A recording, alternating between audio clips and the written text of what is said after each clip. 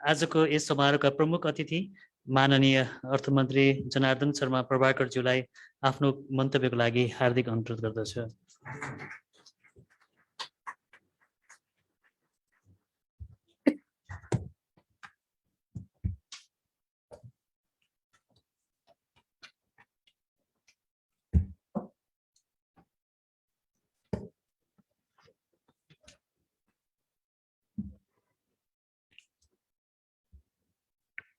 Nepal charter accountants संस्थाको यो 9औं परिषदको शपथ ग्रहण कार्यक्रमका सभा अध्यक्ष तथा निवर्तमान अध्यक्ष मदन कृष्ण शर्माज्यू, यस कार्यक्रममा पाल्नुभएका मान्य महालेखा परीक्षक मान्य टङ्कमणि शर्माज्यू, त्यसै गरी अर्का अतिथि राष्ट्र बैंकका गभर्नर महाप्रसाद शर्माज्यू लगायतका निर्वाचित अध्यक्ष युद्धराज ओली लगायतका समस्त उपाध्यक्ष लगायतका सबै निर्वाचित प्रतिनिधिहरू, पूर्व अध्यक्षज्यू लगायतका सबै उपस्थित महानुभावहरूलाई हार्दिक नमस्कार अभिवादन। यो संस्थामा यहाँ आएर आज धेरै मलाई उपलब्धि भयो। यो संस्थाको बारेमा मैले धेरै जान्ने मौका पाएँ। यो संस्थाको प्रोफेसनको बारेमा कुरा मैले गरेँ भने तपाईहरुको अगाडि त्यो नसौला। यहाँ सीए मात्रै होइन कि महासीए पनि हुनुहुन्छ। त्यसकारणले त्यतातिर म जान आवश्यक भएन। मात्रै म के कुरा राख्न चाहन्छु भने सबभन्दा पहिले त नवनिर्वाचित अध्यक्ष, उपाध्यक्ष र परिषद सदस्य हैन पार्षदज्यूहरूलाई हार्दिक बधाई तथा शुभकामना भन्न चाहन्छु र कार्यकाल सम्पन्न गरेर हस्तान्तरण गर्नुहुने अध्यक्षज्यू, उपाध्यक्षज्यू, उतासित अध्यक्ष हुनुभयो पार्षदज्यूहरूलाई पनि म शुभकामना बधाई भन्न चाहन्छु, किनभने आफ्नो भूमिका राम्रोसँग पूरा गर्नुभएको छ। संस्था अघि हाम्रो पूर्व तीर्थ सर भन्नुभयो हैन, तीर्थ सरले आफ्नो अनुभव आफ्नो कुरा यहाँ राख्नुभयो। सायद त्यसमा यो संस्थाको इतिहास, संस्थाको उद्देश्य, संस्थाप्रतिको एउटा प्रतिबद्धताको कुरा उहाँले राख्नुभयो भन्ने मलाई लाग्दछ। प्रारम्भमा संस्थाहरू सरल ढङ्गले निर्माण हुन्छन् र त्यसको विकास क्रमसँगै चुनौती र जटिलताहरू थपिँदै जान्छ। आज हरेक संस्थाको अगाडि हो, त्यो राज्यको अगाडि भन्नुहोस् वा विभिन्न संस्थाको अगाडि भन्नुहोस्, ती सबै चुनौतीहरू थपिँदै जाने हो। आवश्यकता के हो त भन्दा ती नयाँ चुनौतीहरूलाई सामना गर्ने व्यवस्थापकीय क्षमता, कला, ज्ञानको आवश्यकता हो। त्यति मात्रै कुरा हो। चुनौती एकपछि अर्को बढ्दै जाने हो। जसले त्यसलाई चुनौती सामना गर्न सक्छ, व्यवस्थापन गर्न सक्छ, त्यही सफल हो, त्यही नेतृत्व हो। तपाईहरुका पनि स्वाभाविक रूपमा चुनौती थपिएका छन्। मैले यो संस्थालाई एउटा अर्थतन्त्रको एउटा महत्त्वपूर्ण टुल्सको रूपमा, एउटा महत्त्वपूर्ण क्षेत्रको रूपमा मैले बुझेँ। किले अर्थतन्त्रलाई के भन्छ आजभोलि प्रेजेन्टेसन गर्दाखेरि शो गर्ने बोर्ड जस्तो यसले कस्तो देखाउँछ त? देखाउने यो रहेछ, अर्थतन्त्रको स्वरूप देखाउँछ यसले। त्यसको चित्र देखाउने भनेको तपाईहरु रहेछ। कुन रङ हाल्दिनुहुन्छ त्यस्तै देखिन्छ। रङ हाल्ने त कलम तपाईहरुसित, पेन्सिल तपाईहरुसँग छ है। रङ रातो हाल्दै रातो, हरियो हाल्दै हरियो, सेतो हाल्दै सेतो, कालो हाल्दै कालो।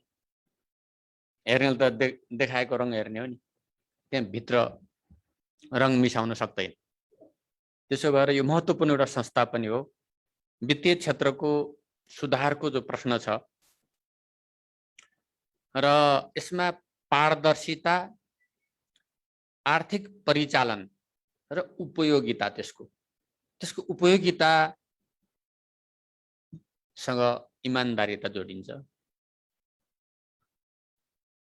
महालेखा परीक्षकज्यूले इन्टिग्रिटीको कुरा गर्नुभयो, प्रोफेसनल बिहेभियरको कुरा गर्नु भएन, डट बिहेभियर भन्छु मैले, डट बिहेभियर।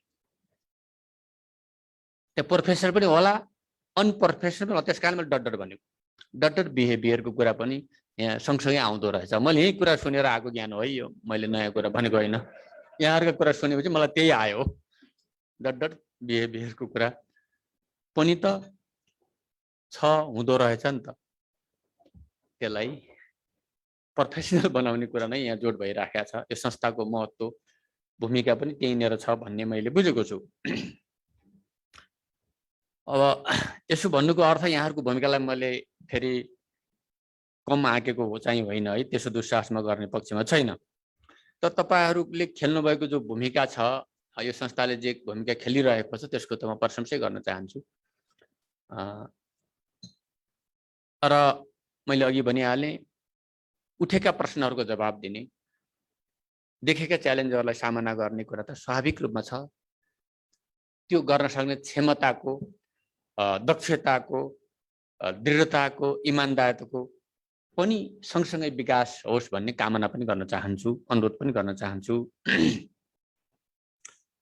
आज हाम्रो अर्थतन्त्रको अवस्था, अघि मैले राजस्व विभागमा गएको थिएँ एक दिन, त्यहाँ कार्यक्रममा मैले के भने यो देशको सम्पत्तिको मूल्याङ्कन गरौँ भने, कति हो त हाम्रो सम्पत्ति देशको, कति हो भनिदिएको छ। जिडिपी यति छ भनेको छ, अथवा अर्को अनौपचारिक त्यति छ भनेको छ, अर्को यति भनेको छ, के हो त? म अलमल परेर भनेको कुरा है, मूल्याङ्कन गरौँ न भने एउटा छ औपचारिक मूल्याङ्कन त छ, नभएको होइन। कस्तो मूर्ख कुरा गर्यो भन्नु होला, छँदैछ त्यो त। तर समग्र मूल्याङ्कन गर्ने हो भने के आउँछ त रिजल्ट? मैले यो देशको ट्रान्जेक्सन कति हो भनेर सचिवलाई सोधेँ। कति हो त ट्रान्जेक्सन? त्यो भनेको औपचारिक रूपमा देखा पर्यो। त्यही मात्रै त होइन, फेरि समग्र मूल्याङ्कनको आवश्यकता मैले महसुस गरेको छु। अहिलेको हाम्रो अर्थतन्त्र, आर्थिक प्रणालीलाई व्यवस्थित हुँदै आइरहेको छ। म राजसभामा गएँ, त्यहाँको एउटा सिस्टम, भन्सारमा हेरेँ त्यसको एउटा सिस्टम, अडिटरहरूको एउटा सिस्टम, महालेखा परीक्षकको एउटा सिस्टम, महालेखा नियन्त्रकको एउटा सिस्टमहरू छ। तर ती सिस्टमहरूका बावजुद हाम्रा चुनौतीहरू, अघि गभर्नर साहबले भन्नुभयो नि त, सब ठिक छ तर फेरि देखियो, देखाउने बेठे कि नदेखाउने बेठे हामी, अथवा त्यो के हो भनेर मैले पनि प्रश्न गर्नु पर्यो। मैले सोधेँ मलाई, यो के हो, खै कर चाहियो भने, मैले चाहियो यहाँ उठाउनुहोस् भने, मैले के हो यसको बारेमा मलाई अलिकति बताइदिनुहोस् भने उहाँले मलाई बताउनु भयो यस्तो हो भनेर। उहाँले भन्नुभयो, उहाँको कुरा चित्तै बुझ्यो मलाई। अब महालेखा परीक्षकले राखेको कुरा यो त खोज्नुपर्छ भन्ने लाग्यो मलाई। मैले खोज्दै पनि छु अझै, त्यो मैले स्थगित गरेको छैन, छोड्या छैन है महालेखा परीक्षकज्यू। म जारी छ मेरो अभियान, अझै त्यसलाई गहिरोसँग बुझ्दै पनि छु, खोज्दै पनि छु। मुख्य कुरा हाम्रो अहिले के हो त आर्थिक प्रणालीमा भन्दाखेरि पारदर्शिता र जवाबदेहिता नै हो। कसरी निर्माण गर्न सक्छौँ त हामी? पारदर्शी कसरी बनाउन सक्छौँ, जवाबदेही कसरी बनाउन सक्छौँ, त्यसको सही उपयोग कसरी गर्न सक्छौँ, सही उपयोगको पनि कुरा छ।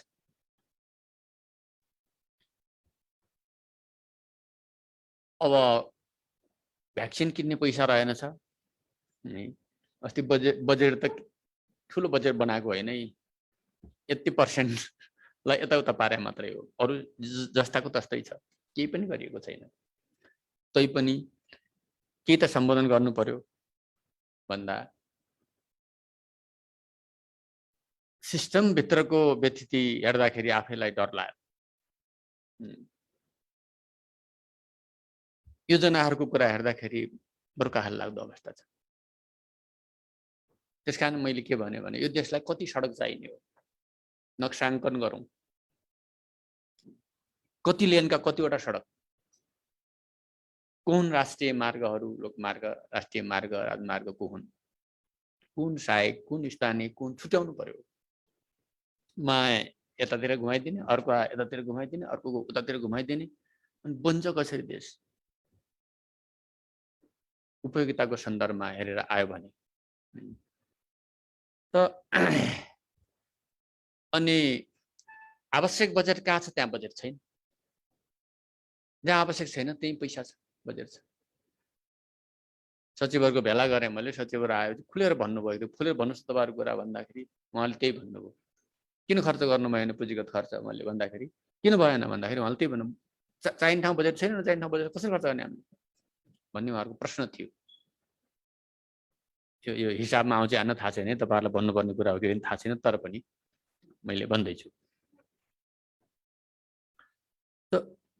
पारदर्शिता र जवाबदेहिता र सही उपयोगको कुरा गर्न सक्यो भने हामीसित भएको सीमित स्रोत साधनले पनि हामीले आफ्नो लक्ष्यमा अगाडि बढ्नमा धेरै मद्दत पुग्छ भन्ने मलाई लागिरहेको छ। त्यो कुरा हामी अर्थतन्त्र 30 सम्म होइन, 30 सम्म हामीले के गोल गर्ने भनेको छौँ नि। अब त्यो गोल यो कोभिडले कता लैजाने, आत्मघाती गोलतिर लैजाने हो कि भन्ने खतरा छ। तर त्यसबाट त पछि हट्न भएन। त्यसलाई पुरा गर्नका लागि हामीले अर्थतन्त्रको पुनर्निर्माण गर्नुपर्ने आवश्यकता छ। आज त्यो पुनर्निर्माण गर्ने कुरामा महत्त्वपूर्ण कुरा के छ भन्दाखेरि पारदर्शिता नै छ, सुशासन नै छ। मुख्य कुरा त्यही हो। फेरि चुनौती त्यही नै छ। त्यहाँ त्यो कायम गर्न सकियो भने हामी गोल पनि हासिल गर्न सक्छौँ भन्ने मलाई लागिरहेको छ। यो पुनर्निर्माण गर्ने सन्दर्भमा अब हामीलाई राष्ट्रिय अन्तर्राष्ट्रिय सबै लगानीको आवश्यकता छ। अडिटको हिसाब त उही हुन्छ होला, अङ्क त त्यही 1 देखि 100 नै होला के अरे हैन, अथवा 90 नै कति हो, 91, 98, 99 कति हुन्छ, त्यही नै हुने होला, हिसाब त त्यही होला। तर पनि क्षेत्रहरू नयाँ नयाँ आवश्यक छन्। खर्च गर्ने पनि नयाँ क्षेत्र छ, लगानीका पनि नयाँ क्षेत्र छन्। त नयाँ क्षेत्र अनुसारको पनि प्रणाली आवश्यक पर्छ होला। र हामीलाई अहिले मुख्य कुरा रोजगारी सृष्टि गर्नु छ। रोजगारी सृष्टि गर्नका लागि उद्योग महत्त्वपूर्ण कुरा हो। हुन त सजिलो टिकट काटेर बाहिर जाने त हाम्रो कुरामा हामी खुसी नै छौँ, तर त्यसले दीर्घकालीन रूपमा अर्थ राख्ने देखिँदैन। रोजगारी सृष्टि गर्ने हो, उद्योग धन्दातिर जाने हो भने मलाई नयाँ एउटा अनुभव ज्ञान मैले हासिल गरिरहेको छु। देशको लागि, राष्ट्रको लागि भनेर एउटा निर्णय गर्दाखेरि कोलाई फाइदा भइहाल्दो रहेछ, कोलाई घाटा भइहाल्दो रहेछ, थाहा हुँदैन। कसलाई फाइदा कसलाई घाटामा त हिसाब त गर्ने कुरा आएन। यो देशमा उद्योग धन्दा कसरी विकास हुन्छ, कसरी आत्मनिर्भर बनाउन सकिन्छ भन्ने कुरा निर्णय गर्दाखेरि पनि चित्त दुखाइ। हामी आफै आफ्नो देश बनाउने रहन्छौँ भन्ने मलाई महसुस भयो। अरूहरूले बनाउन दिन्न भन्थे, त्यस्तो होइन रहेछ। हामी आफै नबनाउने रहेछौँ। हामीलाई मजा के लाग्दो रहेछ भने अर्को के ल्याएर सहयोग गर्न मजा लाग्दो रहेछ। हामी आफू मेहनत गरेर हाम्रो आफ्नो उत्पादन गर्ने, आफ्नो उद्योग गर्ने, आफ्ना खानीहरू खतल्ने नै तिर भन्दा अन्तैबाट ल्याएर सुन लाउने हाम्रो बानीले वास्तवमा हाम्रो देश निर्माणमा ठुलो समस्या रहेछ भन्ने मलाई महसुस भइरहेको छ। तर त्यसलाई तोड्छु। मैले फेरि त्यसबाट विचलित छैन, तोड्ने हो। यति राम्रो सम्भावना छ, यति धेरै स्रोत छ, यति धेरै जनशक्ति छ, युवा बहुल जनशक्ति विश्वभरि गएर त्यहाँको निर्माणमा अरबका देशहरू अन्य देशहरू निर्माणमा आजको हाम्रो युवा जनशक्ति लागिरहेछ भने हामीले यहाँ नसक्ने कुरा के छ? तोड्नुपर्ने छ। त्यसो हुँदाखेरि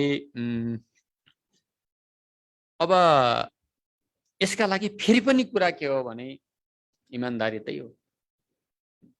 इमानदारी त बाहिरबाट हेरेर हुने रहेछ, इमानदारी आफै भित्र हुनुपर्छ जस्तो लाग्छ मलाई। अर्कोले हेर्दा इमानदार र बेमान त उसको आँखाले हेर्दो रहेछ, त्यो पनि होला बेमान हुँदा, तर आफू छ भने फेस गर्न सकिन्छ। मलाई के विश्वास छैन फेस गर्न सकिन्छ। कसैले प्रश्न उठाउला फेस गर्न सकिन्छ, छैन भने इमानदार छैन भने फेस गर्न सक्दैन। हामी आफ्नो ठाउँमा इमानदार भएर फेस गर्नुपर्छ भन्ने मेरो मान्यता हो। अब हाम्रो अहिलेको अनौपचारिक अर्थतन्त्रलाई औपचारिक क्षेत्रमा ल्याउन चाह्यो भने हाम्रै संयन्त्रले मान्दो रहन्छ। महालेखा परीक्षकज्यूलाई यो राम्रो अनुभव छ, अर्थ मन्त्रालय चलाउन आउनु भएको। हाम्रै संयन्त्रले मान्दो रहन्छ। यहाँ पो छ त समस्या। आउन चाहन्छ, आउनको लागि त सजिलो ढोका खोलिदिनु पर्यो नि, सरल बनाइदिनु पर्यो, तब न आउँछ। बन्द गरिदिने, गाह्रो बनाइदिने, अप्ठ्यारो बनाइदिने, तर्साइदिने, अनि किन आउँछ? ढोका खोलिदियो भने सजिलै आउने देखिन्छ, सबै आउँछ। तर हामीले यसरी यस्तो बनाइदिने नीति, यस्तो बनाइदिने ऐन कानुन पस्नै नपाउने, अनि तपाईहरुलाई दुःख, हिसाब मिलाउन तपाईहरुलाई दुःख। त्यो धेरै दुःख हुनेवाला थिएन। अब सीहरूलाई दुःख छ अहिले, किन त हिसाब मिलाउनु पर्यो। सरल बनायो भने धेरै कुरा अगाडि बढ्ने मैले देखेको छु। अब मैले अहिले नयाँ बजेट बनाएको पनि होइन, कुनै ठुलो परिवर्तन 3% पनि पुगेको छैन, त्यतिलाई यताउता बनाएको।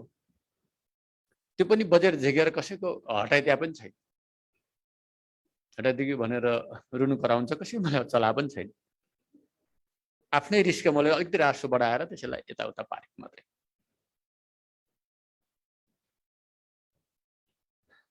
त्यसो गर्दाखेरि तपाईहरुलाई यहाँ भन्नु पर्यो, भोलि तपाईहरुलाई भन्दाखेरि अझ सहज होला। उपभोक्ता समितिको के छ हालत छ?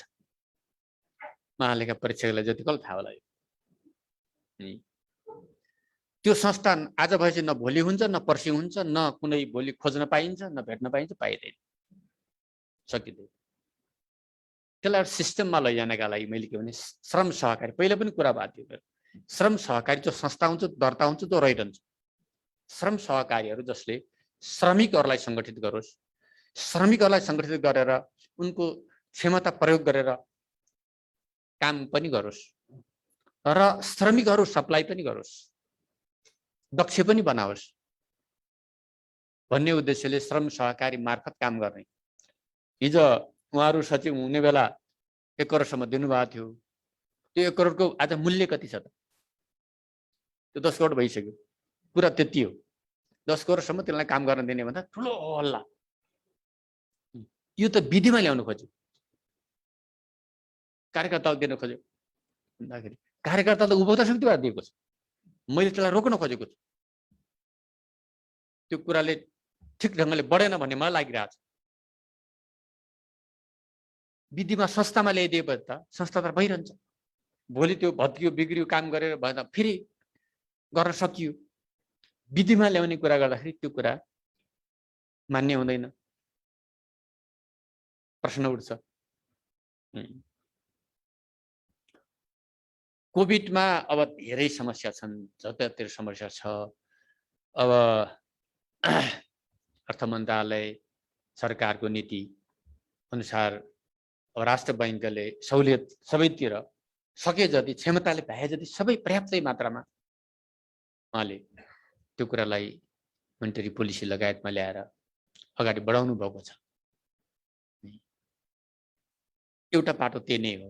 अरू बाँकी हाम्रो क्षमता राष्ट्रको क्षमता अनुसार गर्ने कुरा हो। तैपनि हामीले एकदम तल्लो गरिबहरू जो छ त्यसलाई के राहत दिउँ न, यो नयाँ एउटा सिकाइ पनि हुन्छ।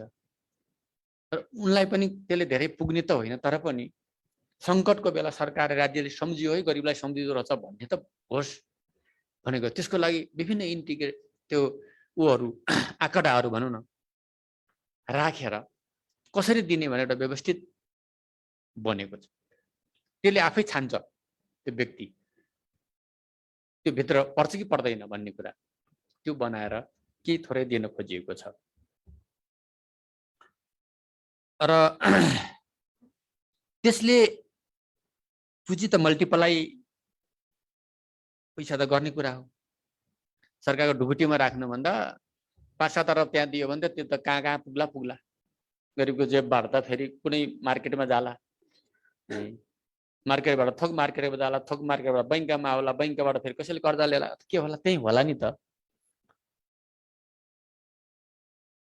अर्को पनि त्यसभित्र फाइदा पनि छ होला भनेर गरेको एक थरीलाई लौ मान्ने भए भन्ने चिन्ता छ। ती जनता पैसा हो, ती चिन्ता गर्नेको पैसा त होइन, त्यो त्यही जनता पैसा त्यो जनतालाई दिनु खोजेको, त्यो पनि एउटा विधि सम्मत ढङ्गले। मैले भन्न खोजेको कुरा के हो भने यस्ता केही कुराहरू केही विषयहरू अलिकति बल गरिएन भने हाम्रो देश हामी आफै नबनाउने रहेछौँ, हाम्रो प्रगति हामी आफै रोक्दा रहेछौँ, हाम्रा हातखुट्टा हामी आफै बाँध्दा रहेछौँ। अनि यता पनि चल्नु छैन, उता पनि चल्नु छैन। तपाईँहरू जति दुःख गरी अडिट जतिसुकै राम्रो गरे के अर्थ? त्यही भएर तपाईँहरू पनि दिक्क लाग्दो कहिले काहीँ र बरु होस् भन्नुहुन्छ होला होइन। त्यस कारणले यो अन्तर सम्बन्धित कुरा रहेछ। मैले भन्नु खोजेँ अन्तर सम्बन्धित कुरा हो यो, होइन? अन्तर सम्बन्धित कुरा भएको हुनाले एउटा पाटोले मात्रै सुधार हुने होइन। यो अन्तर सम्बन्धित जो विङ्सहरू छन् ती सबैले आफ्नो ठाउँमा सुधार गर्दा मात्रै समग्र सुधार देखिने कुरा हो।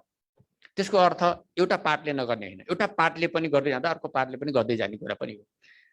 हामी सबैले यो क्षेत्रमा आर्थिक क्षेत्रलाई पारदर्शी बनाउन, आर्थिक क्षेत्रलाई एउटा चुस्त दुस्त बनाउन, सुदृढ गर्न हामी सबैले आफ्नो ठाउँमा मेहनत गर्नुपर्छ। मैले भन्न खोजेको आइक्यानले मात्रै मेहनत गर्नुपर्छ मैले भनिरहेको छैन, अर्थ मन्त्रालय पनि गर्नु पर्यो नि, महालेखा परीक्षकले पनि गर्नु पर्यो, राष्ट्र बैंकले पनि गर्नु पर्यो, सम्बद्ध सबै संस्थाहरू सबैले गर्नु पर्यो। हामी सबैले मेहनत गर्दाखेरि अनि रिजल्ट देखिने हो। मेरो भनाइको सार यो हो। त्यो प्रतिबद्धता गरौँ। तपाईँहरूको ठाउँबाट, हामी हाम्रो ठाउँबाट, सबैले आफ्नो ठाउँबाट प्रतिबद्धता गरौँ। त्यसो गर्यो भने सुधार हुन्छ। हामी अब तीर्थ सरले अघि भन्नुभयो आजको पढाइको कुरा, गुणस्तरको कुरा। परिचय हुँदैन अहिले। अब कोभिड लागेको निमा विद्यार्थी यति खुसी छन्, तलका विद्यार्थी झन् यो के अरे ऊ पढाइ अनलाइन पढाइ भनेपछि गेम खेल्न केटाकेटीलाई सबैले गेम खेल्न सिके, नसक्नेले पनि। हिजो मोबाइल थिएन, खेल्न पाएका थिएन, अब त गेममै लागिहाल्यो। अर्कोतिर पनि समस्या त आइराखेको छ। पढाइको गुणस्तर, हाम्रो शिक्षाको गुणस्तर, लगानी पनि त छैन राज्यको। राज्यको लगानी पनि शिक्षामा जे हुनु पर्छ त्यो छैन, अन्त गुणस्तर खस्किँदै गएको छ। हाम्रा मूल्य मान्यताहरू स्खलित हुँदै गएका छन्, हाम्रो संस्कृति विकृत हुँदै गइरहेको छ। कसलाई भन्ने हो? मैले कसलाई सुनाउने, तपाईँहरूले कसलाई भन्ने भन्दा हामी सबैले यो कुरा महसुस गर्ने कुरा हो। म आफ्नो ठाउँमा आफूलाई सच्याउन म तयार छु कि छैन? म आफ्नो ठाउँमा निस्वार्थ भावले म काम गर्न तयार छु कि छैन? मलाई सोध्ने कुरा हो नि, अरूलाई सुनाएर त अर्थ छैन। पर्यवेक्षकले हेर्ने कुरा त दोस्रो पाटो, तर पहिले त आफैले गर्नुपर्छ भन्ने लाग्छ मलाई। त्यसकारणले हामी सबैले आफ्नो ठाउँबाट प्रतिबद्धता गरौँ भन्ने कुरा नै म यहाँ राख्न चाहन्छु। अब बेरोजगारीको अवस्था नै, अब हिसाबको कुरा रासो लिने बेलाबाट सुरु हुन्छ हिसाब, त्यहाँबाट आउँछ। जम्मा गर्ने बेला हिसाब, वितरण गर्ने बेला हिसाब, खर्च गर्ने बेला हिसाब, खर्च गरिसकेपछि हिसाब, तर खै त मिल्या हिसाब के हो त यो हिसाब है? किन मिल्दैन त यो? यसको समाधान गर्ने के कसरी हो? यसको समाधान मलाई यसमा ज्ञान छैन। अब अर्थ मन्त्रालयको सल्लाहकार संस्थाको हैसियतले म तपाईहरुसँग माग गर्न चाहन्छु, दिनुहोस् फिडब्याक। हिसाब ठिक ढङ्गले लैजाने के हो? तपाईहरुको क्षमता, तपाईहरुको योग्यता है, त्यो चाहियो। कुनै पनि बेला तपाईहरु अर्थ मन्त्रालयको ढोका तपाईहरुलाई खुला छ, रहिरहन्छ। म सिक्न चाहन्छु तपाईहरुबाट। मैले तपाईहरुबाट सिकिन भने म आफै जान्ने, म जान्दैन त म कसरी जान्ने हो? त्यो तपाईहरुको ड्युटी हो।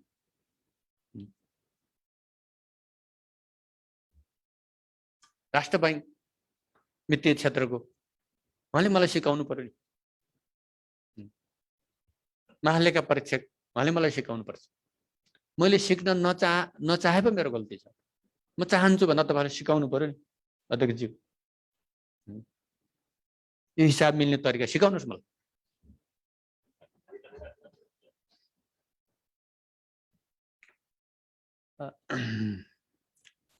अब यो प्रविधिले हामीलाई चलाइसक्यो। सोच्न त हामीले चलाइरहेछौँ भनेका छौँ। फोन छ, त्यो फोनमा हाम्रा कुरा सबै कहाँ पुग्छ। राख्न त हामी राखेका छौँ, तर हाम्रो सबै रिपोर्ट अन्तै गर्छ। हामी कहाँ गयौँ सबैलाई थाहा छ, हामी के बोल्यौँ सबैलाई थाहा छ, हामीले के गर्छौँ यो पनि ठिकै छ, खुला समाज राम्रै हो यो कुरा।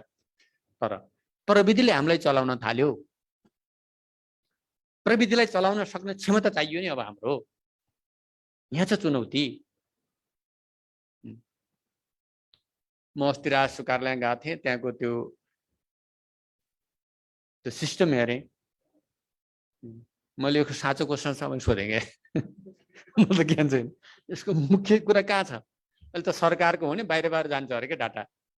यहाँ पनि त्यस्तै हो कि डर लागेर मैले सोधेँ कहाँ हुन्छ यसको, कतै गाँसिया छैन छैन, हाम्रो मात्रै हो भन्नुभयो। म त्यो ढुक्क छु, के हो थाहा छैन।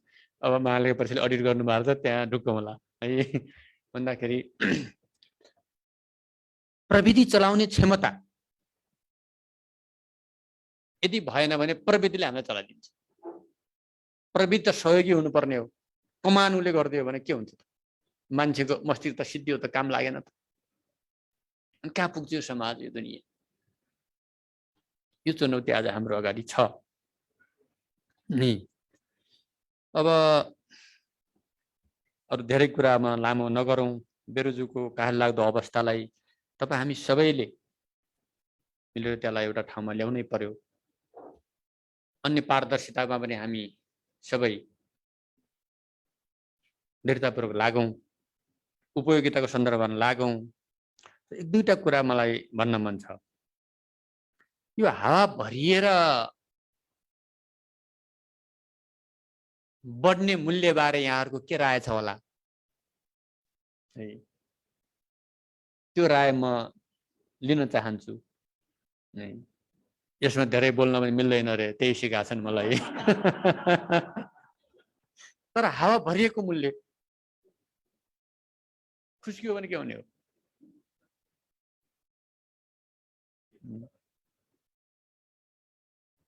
यसको मूल्यबारे के हो त? अघि यहाँले तपाईहरु नाम लिनुभयो धेरै धेरै संस्थाको, अघि सबैतिर तपाईहरुको कनेक्सन त छ त। त्यो चाहियो मलाई, छिटै चाहियो दिदी।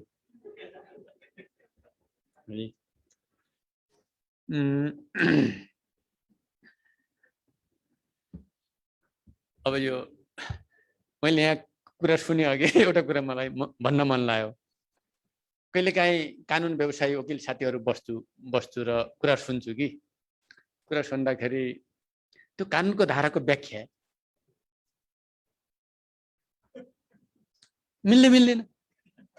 लेख्या एउटै छ, व्याख्या फरक छ। यो सीए अथवा यो आइक्यानमा पनि व्याख्यामा त्यस्तो हो कि के हो हिसाबमा के यहाँ तर्क मिल्छ मिल्दैन भन्न खोजेँ मैले। त्यस्तै हो, अलि फरक हो यो। मैले कुनै आरोप लगाएँ होइन, बुझ्न खोजेँ म त के हो यो है। अब